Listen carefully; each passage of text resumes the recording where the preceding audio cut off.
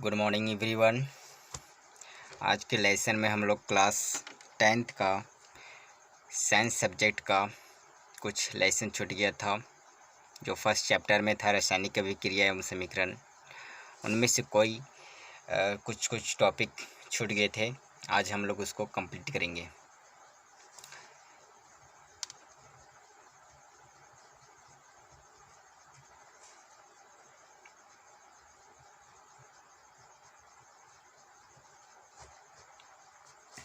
तो हम अगले चैप्टर में उपचयन अपचयन अभिक्रिया के बारे में बताए थे। तो आज हम लोग इस चैप्टर में, आज हम इस वीडियो में हम लोग तो और महत्वपूर्ण अभिक्रिया के बारे में पढ़ेंगे, जो कि पहला है मतलब का ऊष्माक्षेपी अभिक्रिया।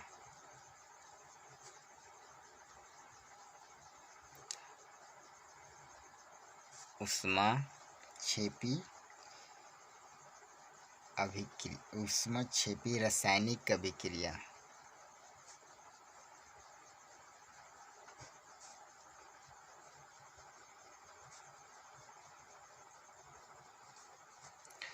तो पहले हम लोग इसका डेफिनेशन लिख लेता हूँ। वह क्रिया या तो वह अभिक्रिया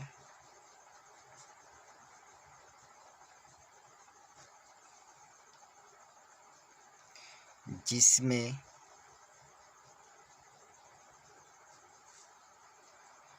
उत्पाद के साथ साथ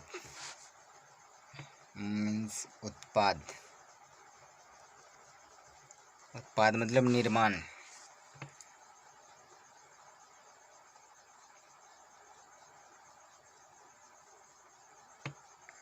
उत्पाद ऊष्मा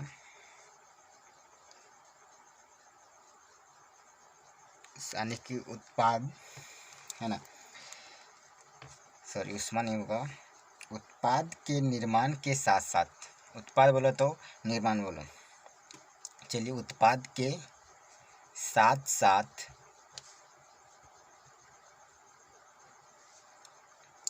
ऊष्मा भी उत्पन्न होता है। ऊष्मा भी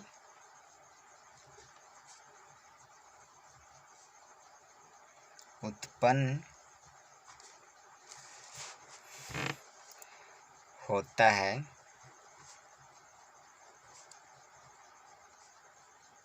तो उसे ऊष्माक्षेपी अभिक्रिया कहा जाता है।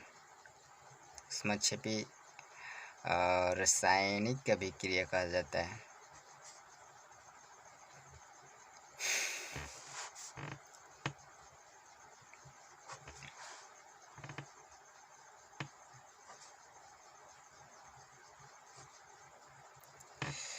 तो मीन से पूछा गया है कि ऊष्माक्षेपी अभिक्रिया क्या है। तो वह अभिक्रिया जिसमें ऊष्मा के साथ साथ वह अभिक्रिया जिसमें उत्पाद के साथ साथ ऊष्मा का भी उत्पन्न होता है, तो वैसे अभिक्रिया को रासायनिक अभिक्रिया कहा जाता है। चलिए एग्जाम्पल से देख लेते हैं। CH4 प्लस 20 स्क्वायर मीन्स यहाँ पे 20 नहीं है, ये O मीन्स ऑक्सीजन है, एरो CO2 प्लस 2H2O है ना। तो अगर यहाँ हम अगर G दे देंगे तो क्या हो जाएगा, G किसका संकेत है आप लोग को पता होगा, हमने पहले बता चुका था। और L दे देंगे तो क्या होगा, पहले इसका संकेत जिसका मीन्स होता है मीथेन, और ये तुम्हारा हो गया ऑक्सीजन। ये क्या हो गया, ऑक्सीजन। और ये तुम्हारा हो गया मीन्स यहाँ पे हिट हो गया कार्बन डाइऑक्साइड।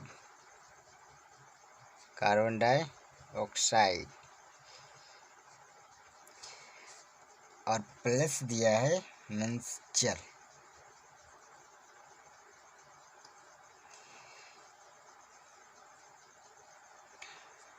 और फिर यहाँ ऊर्जा दे देते हैं, है ना। तो ये था अभिक्रिया में। ये मैं जी से होगी तुम्हारा गैस, मीथेन गैस है, ऑक्सीजन भी गैस हो गया, और जी कार्बन भी गैस है। 2H2 मीन्स ये जल का संकेत है ना। तो ये तो बना, और साथ में क्या हमको मिला, उष्मा भी मिला ना। उत्पाद तो किया, नए पदार्थ का उत्पाद किया, और साथ में हमें उष्मा, उत्पाद भी किया और साथ में हमें उष्मा भी प्रदान हुआ। तो ऐसे अभिक्रिया को उष्मा सौफी अभिक्रिया कहा जाता है। अब हम लोग उष्मा शोषी अभिक्रिया के बारे में अध्ययन करते हैं।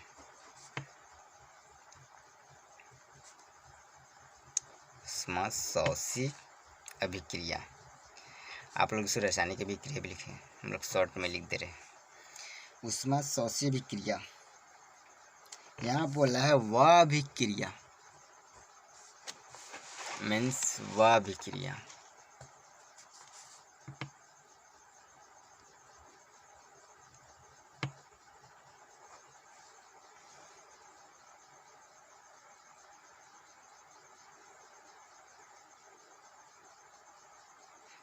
जिसमें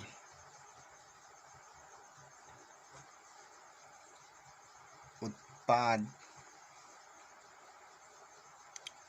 उष्मा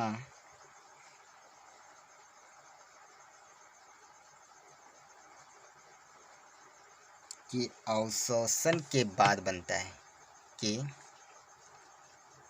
अवशोषण के बाद बनता है।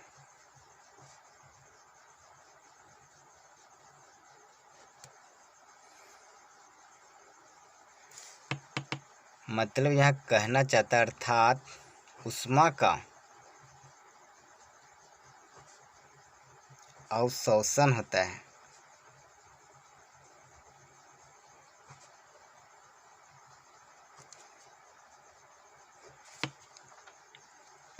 अवशोषण मतलब समझ में आ रहा है, खींचना। तो बोला वह अभिक्रिया जिसमें उत्पाद उष्मा के अवशोषण के बाद बनता है, अर्थात जिसमें उष्मा अवशोषित होता है, मतलब अवशोषित उसमें घिसता है, मतलब समाता है, उसे उष्मा शोषी अभिक्रिया कहा जाता है। एग्जाम्पल देखते हैं। 2Ag BrS, ये क्या है, सॉलिड है, हमको पता है, S जहाँ आगे सॉलिड हो गया। और सूर्य का प्रकाश, यहाँ हम हीट मतलब उष्मा भी लिख सकते थे, सूर्य का प्रकाश।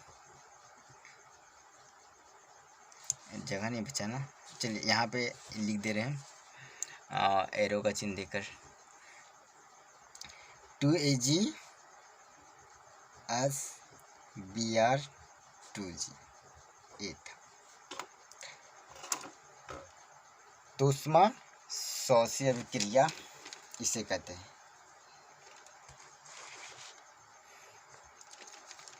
अब हम लोग दो महत्वपूर्ण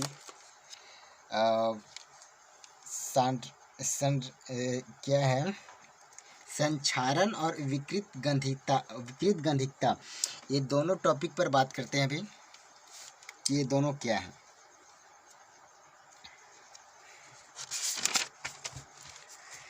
पहले हम लोग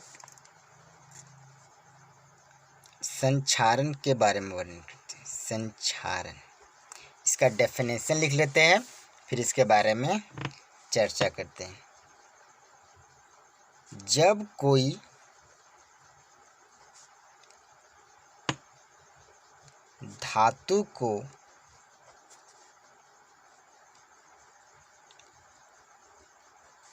लंबे समय तक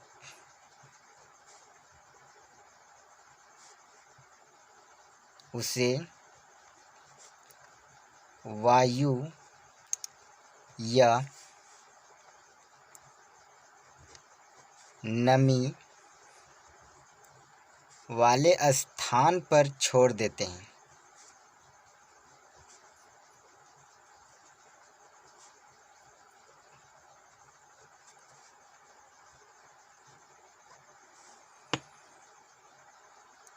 तो कुछ समय बाद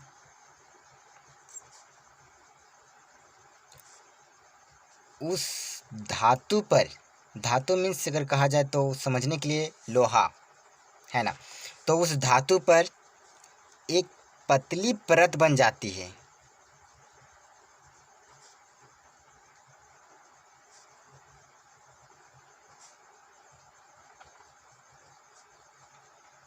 जिसे हम संक्षारण कहते हैं।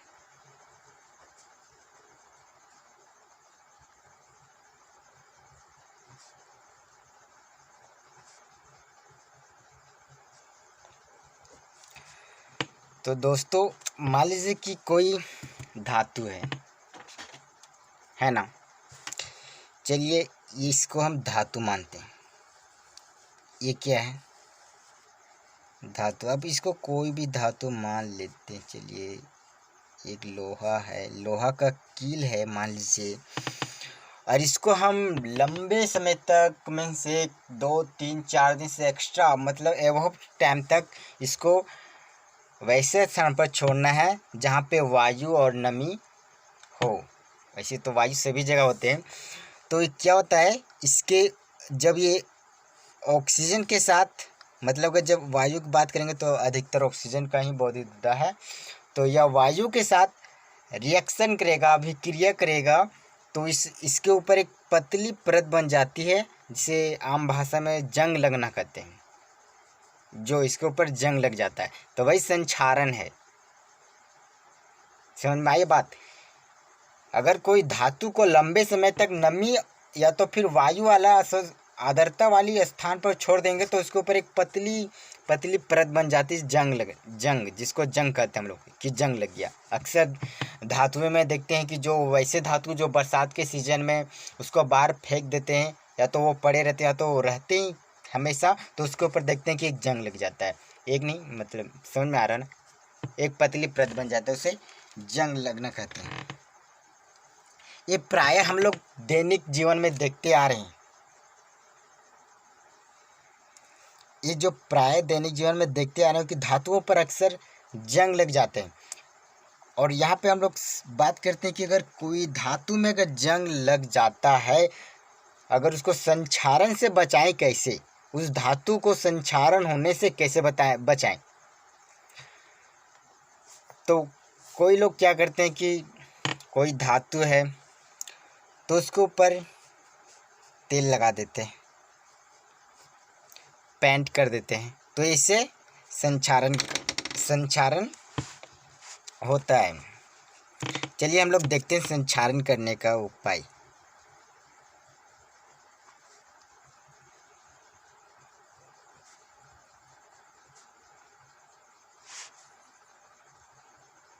अगर कोई धातु में अगर उस धातु को संक्षारित होने से अगर बचाना है तो क्या क्या उपाय करना चाहिए। पहला,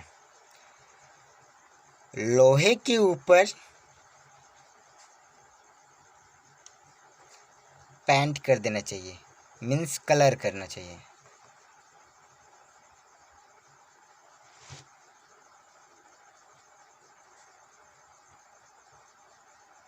ये था पहला। दूसरा,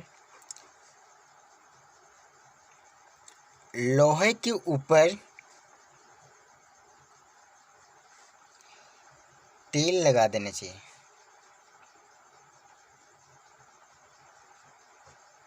जिससे वह संक्षारित नहीं होता है, मीन्स वह ऑक्सीजन के साथ रिएक्शन नहीं लेता है। जिसे पेंट लगा देते हैं। अगर कोई धातु है, जैसे कि मान लीजिए कि यहाँ फिर से एग्जांपल लेते हैं, मान लीजिए कि ये धातु है ना, तो उसकी जो धातु की सीमा है मान लीजिए यहाँ तक है।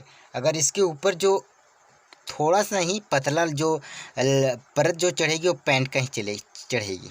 मान लीजिए कि इतना ऊपर मान लीजिए पेंट हो गया ये चारों तरफ से। चलिए मानते हैं एक कलर हो रहा है ना, चलिए कलर हो गया। तो ये जो धातु का जो धातु था वो क्या से, मतलब कि इसके ऊपर एक मान लीजिए हम पेंट कर दिए तो ये ढक गया। अब जब वायु जो इससे रिएक्ट करेगा तो धातु से करेगा या फिर पैंट से, इससे रिएक्ट करेगा तो ये बचेगा, धातु संरक्षित होने से, संक्षारण होने से बचेगा ना। तीसरा, लोहे को वायु वाले स्थान से दूर रखना चाहिए।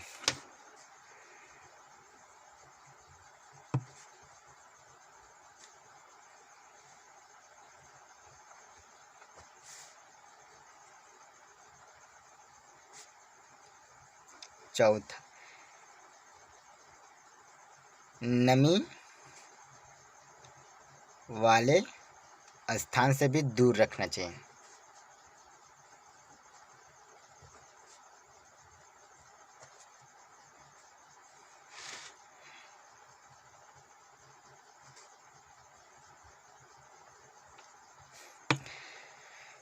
तो इतने स्थान से ये चीज़ से अगर उपयोग किया जाए दैनिक में, तो धातु जो संक्षारित होने से बचेगा, वो संक्षारित जल्दी नहीं होगा। तो इस तरह से हम लोग उसको संक्षारित होने से बचा सकते हैं। अब यहाँ पे हम लोग पढ़े संक्षारण। अब हम लोग संक्षारण अधिकतर धातु में होते हैं, अधिकतर का धातु में होते हैं। धातु का चैप्टर भी है, हम लोग उसको पढ़ेंगे कि धातु क्या है। वो हम लोग चैप्टर 3 में पढ़ेंगे धातु के बारे में, है ना। तो अभी हम लोग संक्षारण समझ लेते, संक्षारण समझ में आ गया। और वो भी हम लोग प्राय देखते हैं कि जेवर्स बनाए जाते हैं, वो चांदी या फिर सोने का ही बनाए जाते हैं। क्यों बनाए जाते हैं, इस पर चर्चा हम लोग 3 चैप्टर में करेंगे, क्यों बनाए जाते हैं। और बाकी अन्य धातु से नहीं बनाए जाते हैं होंगे, लेकिन सोना और चांदी का उपयोग किया जाता है, एल्युमिनियम का उपयोग नहीं किया जाता है। क्योंकि सोना और चांदी जो सो ऑक्सीजन के साथ रिएक्ट जल्दी, मतलब उससे रिएक्शन नहीं कर पाता है। तो चलिए आगे हम लोग पढ़ते हैं। अब हम लोग पढ़ेंगे विकृत गंधिता। एक क्वेश्चन 10 क्लास का बोर्ड में, मतलब जो फाइनल चलेगा उस टाइम भी आ सकता है। संक्षारण से भी क्वेश्चन पूछा जाता है। तो चलिए हम लोग पढ़ते हैं।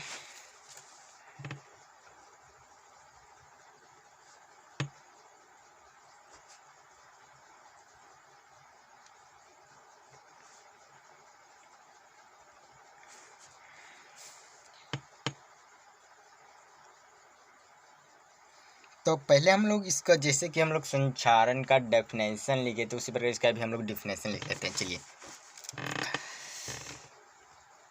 इसका भी थोड़ा सा, इसमें थोड़ा सा अलग है। जब किसी वसायुक्त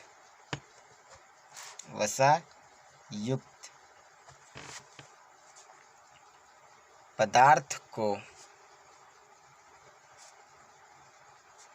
लंबे समय तक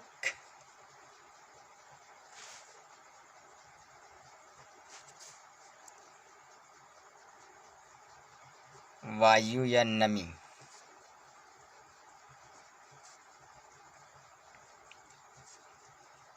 स्थान पर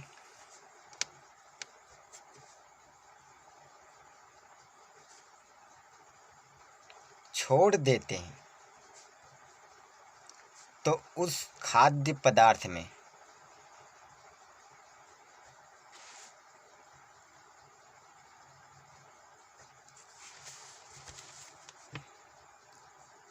एक गंध आने लगती है। उस खाद्य पदार्थ से, या तो उस खाद्य पदार्थ में एक गंध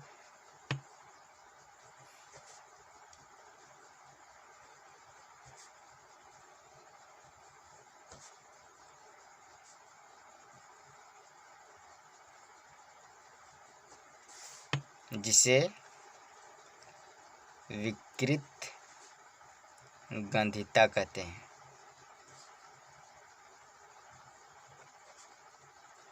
तो ये था। मान लीजिए कि वैसे पदार्थ जो वसायुक्त है, मतलब तेलीय पदार्थ, वसायुक्त मीन्स तेलीय पदार्थ,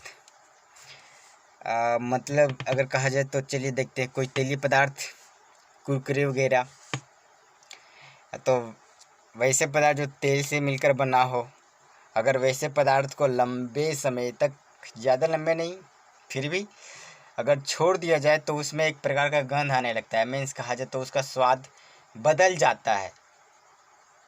जिस समय वह रहता उससे कई बेहतर गुना, मतलब कि वह एक तरफ से वो जो खाद्य पदार्थ ऐसा कुछ समय बाद ऐसा उसमें हो जाता है, ऐसा गंध आने लगता है कि वह पदार्थ खाने का लायक नहीं रहता है। ऐसा गंध उस पदार्थ से आने लगता है। तो ये थी विकृत गंधिता। ऐसा हमेशा तेलीय पदार्थ में होती है, जो पदार्थ अधिकतर तेलीय होते हैं।